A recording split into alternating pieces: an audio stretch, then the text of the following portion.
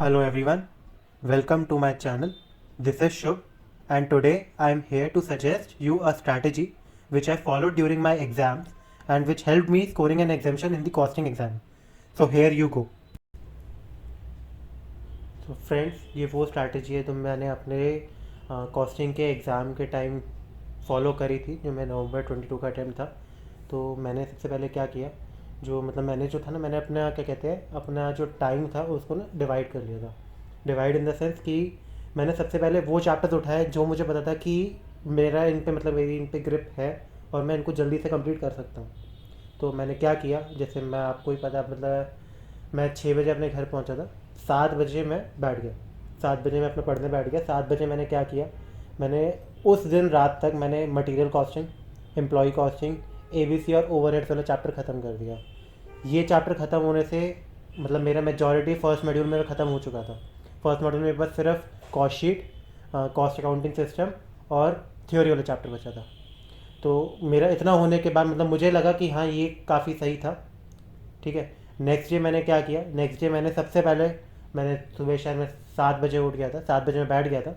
7 बजे बैठने के बाद मैंने सबसे पहले स्टैंडर्ड कॉस्टिंग, जो सबसे शायद डरावना चैप्टर कहा जाता है, स्टैंडर्ड और मार्जिनल कॉस्टिंग, सबसे पहले मैंने वो उठाए। क्योंकि मुझे ये था कि अगर ये चैप्टर मेरे लास्ट में रह गए तो मुझे लास्ट में बहुत डर लगेगा, मेरे को इन चैप्टर से बहुत दिक्कत रहेगी आखिरी में। तो सबसे पहले मेरा टारगेट था कि सबसे पहले मैं इन चैप्टर्स को लूँ। तो सबसे पहले मैंने इन चैप्टर्स को लिया और इनके साथ साथ मैंने बजट वाले चैप्टर उठा लिया। बजट मुझे कंपैरेटिवली ईजी लगता था, बस उसके फॉर्मूले थे जो मुझे थोड़े डिफिकल्ट लगते थे, बाकी में बजट वाला चैप्टर बहुत ईजी लगता था। तो मैंने नेक्स्ट अपने मतलब मैं 7 बजे बैठा। तो 7 बजे बैठने का मेरे को शायद मेरे को जहाँ तक याद है मुझे शायद 1 बज गया था उसे कंप्लीट करने में। लेकिन उस 1 बजे तक मुझे याद है कि मैंने अपना मेजॉरिटी सिलेबस कवर कर लिया था। अब जो भी चैप्टर्स बचे वो मुश्किल चैप्टर्स नहीं बचे थे। ठीक है, नेक्स्ट मैंने उसमें शायद फिर 1 घंटे का ब्रेक लिया। मैंने 1 घंटे के ब्रेक के मैंने सारे आसान से चैप्टर उठा लिए, जो मतलब मैंने एक स्ट्रेच में मैंने सारे खत्म कर दिए। जिसमें कॉस्ट शीट हो गया, कॉस्ट शीट में तो आपको पता है सिर्फ फॉर्मेट पता होना चाहिए आपको। फॉर्मेट के बाद कॉस्ट शीट का क्वेश्चन ज़्यादा मुश्किल नहीं आता। ठीक है, unit and batch costing easy है। जॉब एंड कॉन्ट्रैक्ट कॉस्टिंग मुझे काफ़ी इंटरेस्टिंग लगता था, मुझे ईजी लगता था। ये काफ़ी जनों को नहीं लगता लेकिन मुझे ईजी लगता है, तो मैंने इसको एक ही स्ट्रेच में मैंने ख़त्म किया था। ठीक है, बाकी प्रोसेस ईजी है। प्रोसेस में बस एक बार शायद फॉर्मेट देखना होता है, उसमें एक कैलकुलेशन है जो दिक्कत देती है, बाकी तो मेरे ख्याल से बहुत आसान है। ठीक है, और जॉइंट एंड बाय प्रोडक्ट ये मैंने अगले 3 से 4 घंटे मैंने ख़त्म कर लिए थे। ठीक है, लास्ट मुझे पता है लास्ट में एक सर्विस कॉस्टिंग बचा था जो थोड़ा सा टेक्निकल सा चैप्टर था। तो इसकी मैंने एक ट्रिक आजमाई थी, मतलब इसकी मैंने एक ट्रिक यूज़ करी थी जो मुझे शायद लगा कि शायद सही थी वो। ठीक है, तो लास्ट में मैंने क्या किया, लास्ट में मैंने सर्विस कॉस्टिंग कर लिया, कॉस्ट अकाउंटिंग सिस्टम और चैप्टर 1 की थ्योरी। चैप्टर 1 में आपको तो सिर्फ थ्योरी आती है। ठीक है, तो थ्योरी बहुत सारे लोग होते हैं जो छोड़ के चले जाते हैं। आइडली मैं सोचता हूँ कि कुछ भी मुझे छोड़ के नहीं जाना चाहिए, अगर मेरे पास टाइम है तो मुझे सब कुछ करके जाना चाहिए। ठीक है, तो मैंने चैप्टर 1 की थ्योरी करी। इस थ्योरी के लिए मैंने एक हैक यूज़ किया, मैं जो लास्ट 5 जो MTBs और PYQs थे मैंने वहाँ से सारे थ्योरी क्वेश्चन मैंने पढ़ लिए थे। याद तो नहीं होते ये, और टेक्निकली आप याद भी नहीं कर सकते ना। तो मैंने क्या किया, मैंने सारे पढ़ लिए। पढ़ने के बाद मुझे एक आइडिया मिल गया कि कुछ क्वेश्चन जो है ना वो काफ़ी रिपीट हो रहे हैं। एक जैसे मेरे को कुछ याद है, एक कॉस्ट रिडक्शन में एक आता था और एक कॉस्ट कंट्रोल, इन दोनों में जो डिफरेंस आता था वो बहुत ज़्यादा आता था। तो मैं उसको काफ़ी अच्छे से करके गया था, क्योंकि ये लग रहा था कि बहुत बार रिपीट होता है तो शायद इसके चांसेस है कि ये आ जाएगा। ठीक है, तो मैंने यहाँ पे आपके लिए बना रखा है, इसमें मतलब जो मेरे हिसाब से जो स्ट्रैटेजी आपको यूज़ फॉलो करनी चाहिए, ये जो आपका जो फर्स्ट है, ये फर्स्ट आपको आज ख़त्म कर लेना चाहिए। आज रात को आपको मतलब ये सब कुछ ख़त्म करने के बाद ही सोना चाहिए। ठीक है, नेक्स्ट ये आपको मतलब मैंने मुझे जहाँ तक याद है कि ये सारा जो मैंने आपको आइडियल टाइम दे रखा है, मैंने ये अपने नेक्स्ट डे के 4:30-5 बजे तक मैंने कंप्लीट कर लिया था। इसमें मुझे पता है मैंने अपना ऑलमोस्ट पूरे एक दिन अपना यूटिलाइज़ करके मैंने अपना पूरा सिलेबस ख़त्म कर लिया था। ठीक है, बाकी इसमें आप थोड़ा बहुत टाइम अगर आपका ऊपर नीचे भी रहा तो वो ऑब्वियस है, वो तो कोई बहुत बड़ी बात नहीं है, सबका पेस अलग अलग होता है। ठीक है, अब मैं आपको कुछ अपने और हैक्स बताना चाहूँगा जो जिन चीज़ों ने मुझे हेल्प करी लास्ट टाइम में।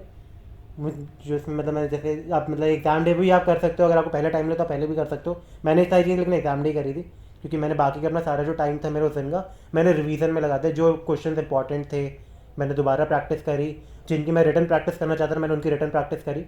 ठीक है, एग्ज़ाम डे मैंने क्या किया, एग्ज़ाम डे मुझे एक वीडियो मिली थी जिसमें पूरी फार्मूला मैराथन थी। वो जो सर थे वो शायद अनअकैडमी के सर थे, उन्होंने क्या किया, उन्होंने पूरी एक PDF दे रखी जिसमें सारे के सारे फार्मूले थे, और शायद उन्होंने रफली शायद 40 to 45 मिनट्स में उन्होंने सारे के सारे फार्मूले रिवाइज कराए थे। तो वो वीडियो मुझे काफ़ी हेल्पफुल लगी। तो ये मैंने आपको लिंक दे रखा है, ये मैं क्या कहते हैं डिस्क्रिप्शन में भी डाल दूंगा ये लिंक, आप चाहो तो ये देख सकते हो, आप लिए काफ़ी हेल्पफुल रहेगी, मेरे लिए एटलीस्ट काफ़ी हेल्पफुल थी। नेक्स्ट मुझे जहाँ जहाँ दिक्कत आई थी, मतलब मेरे को नेक्स्ट था कि मेरे को सर्विस कॉस्टिंग मुझे एक बार दोबारा देखना है कि सर्विस कॉस्टिंग में क्या है ना, हॉस्पिटल ट्रांसपोर्टेशन और होटल रूम वाले जो क्वेश्चन है वो काफ़ी बार एग्जाम से रिलेटेड होते हैं, और यही एक एरिया होता है जहाँ पे जो एग्जामिनर होता है वो काफ़ी बार टेस्ट करता है। तो मेरे को नेक्स्ट मेरा मेरा एग्ज़ाम डे वाले दिन मेरा सेकंड टारगेट था कि मुझे ये कंप्लीट करना है। थर्ड क्या था कि मैं ओवरहेड से मुझे थोड़े उनके मेथड में थोड़ा इशू रहता था कि कौन सा मेथड कौन सा क्या है, मतलब ये आप इस तरीके का क्वेश्चन सॉल्व कर रहे हो तो ये कौन सा मेथड है। तो मैंने उस मेथड को रिवाइज़ किया, ठीक है। बाकी कई बार इसमें क्या दिक्कत आती है ना कि आईसीए क्या करते हैं जानबूझ के ना आपसे कहती है कि आपको ये जो क्वेश्चन है आपको ओवरहेड वाला ये आपको पर्टिकुलर मेथड से ही सॉल्व करना है, तो उसमें कहीं ना कहीं इशू रहता है। तो इसलिए मैंने ये अपने एग्जाम डे वाले दिन लिख रखा था। लास्ट क्या है, फॉर्मेट्स। फॉर्मेट्स आपको पता है बहुत कंपलसरी है, ठीक है। फॉर्मेट्स में अगर कुछ भी दिक्कत होगी तो आपके ज़बरदस्ती के मार्क्स कट सकते हैं, ठीक है। फॉर्मेट अगर आपको पता है तो आप फॉर्मेट में क्या है आपको कुछ इनिशियल 2-3 नंबर हो सकता है मिल जाए, और 2-3 नंबर आपको पता है 2-3 नंबर की क्या वैल्यू होती है। जब अगर आप बिल्कुल फेल और पास के बीच में हो तो 2-3 नंबर बहुत कुछ कर सकते हैं आपके लिए, ठीक है। स्पेशली आपको कॉस्ट शीट का अच्छे था वो फॉर्मेट पता होना चाहिए, कॉस्ट शीट और फॉर्मेट कई बार टेस्ट किया जाता है एग्जाम्स में, ठीक है। लास्टली आप मैं क्या और क्या बताऊँ, लास्टली जो आपको लगता है कि जो आपका जो भी वीक पॉइंट है वो आपको अच्छे से एक बार देख लेना चाहिए आपको जैसे जैसे टाइम मिले। बाकी तो आपको पता है प्लानिंग तो ऑन द स्पॉट की जाती है।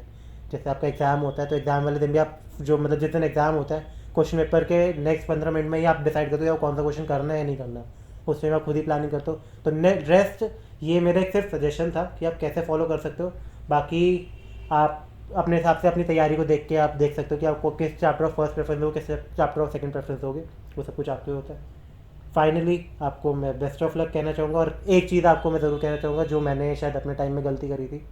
मैं जब अपने एग्ज़ाम हॉल में गया था तो मेरे अंदर कॉन्फिडेंस बिल्कुल भी नहीं था, मुझे लग रहा था कि शायद मैं कॉस्टिंग में फ़ेल हो जाऊँगा, क्योंकि जो मेरे पेपर का लास्ट अटैम्प्ट था, जो मतलब May 22 का अटैम्प्ट था, उस टाइम कॉस्टिंग पेपर सबसे टफ आया था।